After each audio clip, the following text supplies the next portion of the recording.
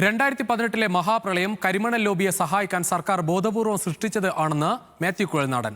ഒന്നാം പിണറായി സർക്കാരിലെ മന്ത്രിയായിരുന്ന മാത്യു ടി തോമസിനെതിരെ ഗുരുതര ആരോപണങ്ങളാണ് MLA ഉന്നയിച്ചിരിക്കുന്നത്. നിലവിലെ മന്ത്രി കെ കൃഷ്ണൻകുട്ടിയുടേതെന്ന് അവകാശപ്പെടുന്ന ശബ്ദരേഖയും കുഴൽനാടൻ പുറത്തുവിട്ടു. എന്നാൽ ശബ്ദരേഖ AI നിർമ്മിതമാണെന്നാണ് കൃഷ്ണൻകുട്ടിയുടെ വിശദീകരണം. ആരോപണങ്ങൾ തള്ളിക്കളയുന്ന നിയമസഭാ രേഖകളും മന്ത്രി പുറത്തുവിട്ടു. പ്രതിപക്ഷത്തിന്റേത് ദുരാരോപണമാണെന്ന് മുഖ്യമന്ത്രിയും പ്രതികരിച്ചു. കേരളം കണ്ട മഹാപ്രളയം വെറുമൊരു പ്രകൃതിക്ഷോഭമായിരുന്നില്ല, ഭരണകൂടം സ്പോൺസർ ചെയ്ത ദുരന്തമാണെന്നാണ് മാത്യു കുഴൽനാടന്റെ ആരോപണം. കരിമണൽ ലോബിക്ക് ലാഭമുണ്ടാക്കാൻ അന്നത്തെ ജലസേചന മന്ത്രി മാത്യു ടി തോമസ് സ്പിൽവേ തുറക്കുന്നത് ബോധപൂർവം വൈകിപ്പിച്ചുവെന്ന് കുഴൽനാടൻ.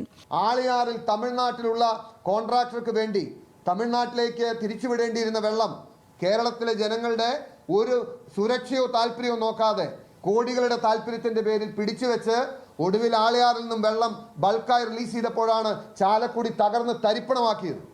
ഞാൻ പറയുന്നത് ഇനിയെങ്കിലും കേരളത്തിലെ ജനങ്ങൾ മനസ്സിലാക്കണം, കേരളം തകർന്നതല്ല, ഇവർ തകർത്ത് തരിപ്പണമാക്കിയതാണ്. തോട്ടപ്പള്ളി സ്പിൽവേ തുറക്കാൻ എക്സിക്യൂട്ടീവ് എഞ്ചിനീയർ അനുമതി ചോദിച്ചിട്ടും മന്ത്രി അത് തടഞ്ഞു. മേരിമാത കൺസ്ട്രക്ഷൻ കമ്പനിക്ക് വേണ്ടിയാണ് ഈ ഒത്തുകളി നടന്നതെന്നും സ്പിൽവേയിലെ കരിമണൽ ഒലിച്ചു പോകാതിരിക്കാനാണ് ഷട്ടറുകൾ അടച്ചിട്ടതെന്നും കുഴൽനാടൻ ആരോപിക്കുന്നു. ഇത് ചെങ്ങന്നൂരിലെ വലിയ ദുരന്തത്തിന് കാരണമായെന്നാണ് വാദം. എക്സിക്യൂട്ടീവ് എഞ്ചിനീയർ തുറക്കണം ആവശ്യപ്പെട്ടും തുറക്കണ്ട പറഞ്ഞു. എന്താ കാരണം അറിയോ? അത് തുറന്നാൽ അതിന്റെ താഴെയുള്ള മണൽത്തിട്ടുണ്ട്, ആ മണൽത്തിട്ട് വെള്ളം കൊണ്ടുപോകും. ആ മണൽത്തിട്ടിന്റെ കരാർ എടുത്തിരിക്കുന്നത് മേരി മാതാവ് പറഞ്ഞ കോൺട്രാക്ടറാണ്. അവന് കൊടുത്തിരിക്കുന്നത് വെറും ക്യൂബിക് ഫീറ്റിന് 62 റുപ്പിക്കാണ്. അത് അവൻ മറിച്ച് വിറ്റ അപ്പൊ 2000 റുപ്പി കിട്ടും. എല്ലാ ചെലവും കഴിഞ്ഞ് ഒരു 300 കോടി എങ്കിലും കിട്ടും. ആരോപണങ്ങൾ വിലപ്പോകാത്ത നുണകളെന്നാണ് മാത്യു ടി തോമസിന്റെ പ്രതികരണം. അത് മാത്യു കുഴൽനാടൻ തന്നെ ആയത് നന്നായി. കാരണം അദ്ദേഹത്തിന്റെ വിശ്വാസ്യതയെ സുപ്രീം കോടതി സർട്ടിഫൈ ചെയ്തിട്ടുണ്ട്. അത് നാട്ടുകാർക്കെല്ലാം അറിയാം അദ്ദേഹം എന്താണെന്നും ആരാണെന്നും. അങ്ങനെ ഒരു ആക്ഷേപം ഉണ്ടായിരുന്നെങ്കിൽ ഈ നിയമസഭയിൽ പ്രസംഗിക്കാൻ അദ്ദേഹത്തിന് ഒത്തിരി അവസരം കിട്ടിയല്ലോ. എന്തെങ്കിലും ഒന്ന് പ്രസംഗിക്കാൻ വയ്യായിരുന്നു, ഞാൻ മറുപടി പറയാറുണ്ടല്ലോ. അപ്പൊ കളവാണ് ഈ ആരോപണം. കുഴൽനാടൻ പുറത്തുവിട്ട ഓഡിയോ ആയുധമാക്കിയാണ് മന്ത്രി കെ കൃഷ്ണൻകുട്ടിയും പ്രതിരോധം തീർത്തത്. ശബ്ദരേഖ AI ഉപയോഗിച്ച് കൃത്രിമമായി നിർമ്മിച്ചതാണെന്നും ഇതിൽ ശാസ്ത്രീയ പരിശോധന വേണമെന്നും മന്ത്രി ആവശ്യപ്പെട്ടു.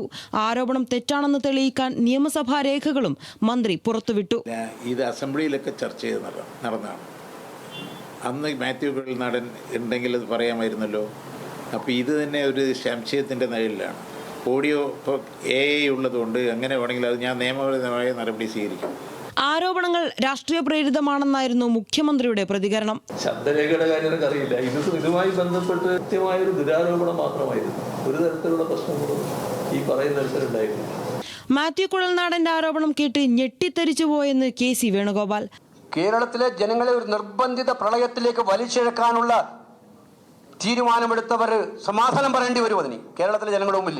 മാത്യു കുഴൽനാടന്റെ ആരോപണത്തോടെ തെരഞ്ഞെടുപ്പിന് തൊട്ടു മുൻപ് പ്രളയം ഒരിക്കൽ കൂടി രാഷ്ട്രീയ ചർച്ചാ വിഷയമാകുകയാണ്. News desk, news Malayalam.